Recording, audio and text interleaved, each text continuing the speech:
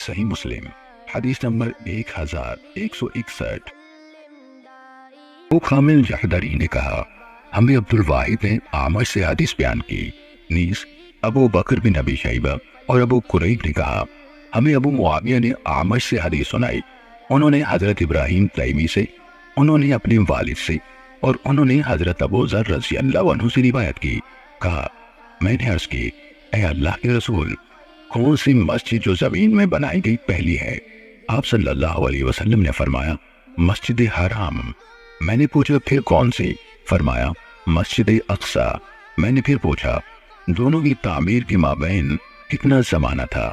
آپ صلی اللہ علیہ وسلم نے فرمایا 40 برس، اور جہاں بھی تمہارے لیے نماز کا وقت ہو جائے نماز پڑھ لو، وہی جگہ مسجد ہے۔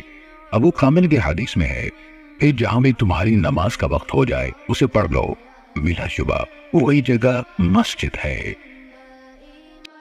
علی بن مسہر نے کہا ہمیں اعمش نے ابراہیم بن یزید تیمی سے حدیث سنائی، کہا میں مسجد کے باہر کھلی جگہ یعنی صحن میں اپنے والد کو قرآن مجید سنایا کرتا تھا، جب میں آیت سجدہ کی تلاوت کرتا تو وہ سجدہ کر لیتے۔ میں نے ان سے پوچھا ابا جان کیا آپ راستے ہی میں سجدہ کر لیتے ہیں؟